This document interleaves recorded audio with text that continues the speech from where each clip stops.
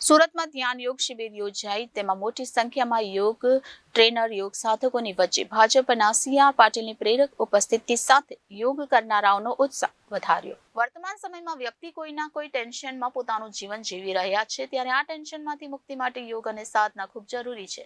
ત્યારે લોકો ટેન્શન મુક્ત જીવન જીવે અને પોતાને નિરોગી અને સ્વસ્થ બનાવી શકે તે માટે સુરતના ઉમરા પાર્ટી પ્લોટ અઠવાલાઇન્સ ખાતે 7 એપ્રિલના રોજ યોગ ધ્યાન શિબિર કાર્યક્રમનું આયોજન કરવામાં આવ્યું હતું।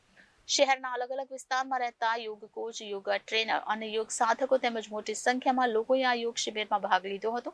મહત્વની વાત કહી શકાય કે વર્તમાન સમયમાં માનસિક તણાવમાં જીવતા ઘણા લોકો દવાના આધારે પોતાનું જીવન નિર્વાહ કરે છે અને દવાથી મુક્તિ માટે યોગ ખૂબ જ સર્વશ્રેષ્ઠ ઉપાય છે। અને એવા પણ કિસ્સાઓ સામે આવે છે કે એ વ્યક્તિને દવાથી સારું નથી થતું, તે યોગ્ય સાધના થકી પોતાના શરીરને સ્વસ્થ કરી શકે છે। ત્યારે મોટી સંખ્યામાં લોકોએ ઉમરા પાર્ટી પ્લોટ અઠવાલાઇન્સ ખાતે યોજાયેલી ધ્યાન યોગ શિબિરમાં ભાગ લઈને આ કાર્યક્રમને સફળ બનાવ્યો હતો। આપની વચ્ચે ઉપસ્થિત યોગ સેવક અને ચેરમેન ગુજરાત યોગ બોર્ડ શ્રી શિષપાલજી, શ્રી રાજેશભાઈ Panchal state coordinator Yog board, સ્વાતિબેન Dhanani zone coordinator Yog board, Shri Hariom charitable trust Om Dhanani પ્રમુખ, શ્રી નિરંજનભાઈ જાજમેરા ભારતીય જનતા પાર્ટીના પ્રમુખ અને પૂર્વ મેયર, શ્રી મુકેશભાઈ દલાલ સુરત લોકસભાના ઉમેદવાર,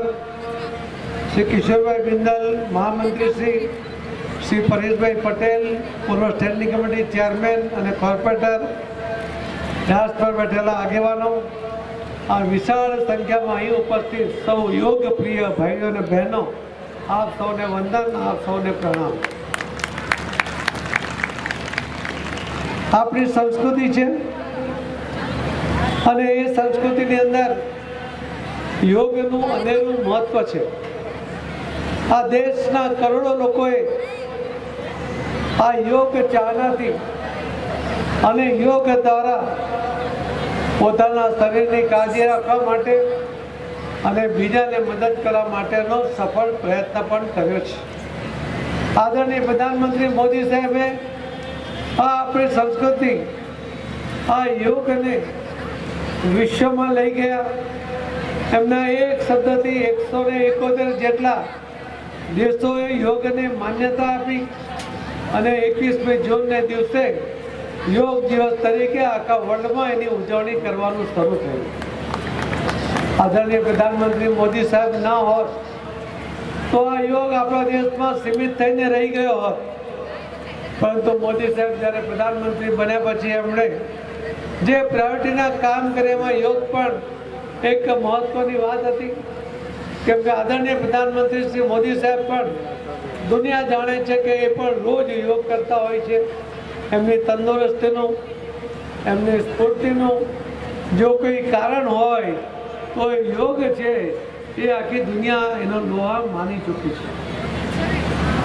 અને આપણે જોયું છે કે અનેક અસાધ્ય રોગો પણ કોઈ દવા કે ઓપરેશનથી સરખા નથી થતા, સારા નથી થતા, એવા પણ રોગોને કંટ્રોલ કરીને લોકોને સાજા કરી શકાય એવી અનેક યોગ સાધના આ યોગની અંદર છે। હું શિષપાલજીને જે રીતે એમને કામ કરતા જોયા છે અને યોગ બોર્ડે જે કામ કર્યું છે એ ગુજરાતની અંદર ગુજરાતના સૌ ભાઈ બહેનોને યોગ તરફ આકર્ષીને યોગનું મહત્વ એમને સમજાવવામાં આ યોગ બોર્ડના માધ્યમથી એ સફળ પણ રહ્યા છે। હજુ પણ આવનારા દિવસોમાં આપણા દેશમાં હજુ પણ જાગૃતિ લાવીને લોકોને યોગ તરફ પાડવાની જરૂર છે। યોગ એક સાધના છે અને એને જ્યારે આપણે વિશ્વાસ સાથે આ યોગની સાધના કરીએ તો એના ચોક્કસ સારા પરિણામ એ આપણને આપણા જીવનમાં મળતા હોય છે।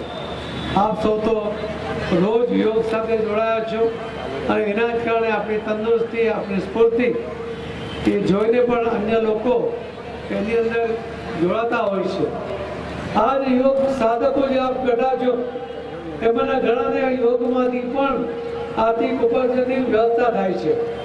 એટલા માટે કે અનેક લોકો યોગ શીખવા માંગે છે અને એમના માટે કોઈ એમને યોગ શીખવે એના માટે અનેક અમને કોઈક ને કોઈક એવા ટ્રેન થયેલા યોગ સાધકોની જરૂર હોય છે અને એના કારણે એમને એક યોગ દ્વારા મોટું આર્થિક ઉપાર્જન પણ થાય છે. અને હવે તો વિદેશની અંદર પણ આપણા દેશના યોગને સ્થાન મળ્યું છે. એના કારણે ઘણા બધા જે ટ્રેનરો એ હવે વિદેશમાં જઈને પણ સ્થાયી થયા છે. યોગનો પ્રચાર પણ કરે છે અને યોગ દ્વારા ત્યાંના લોકોને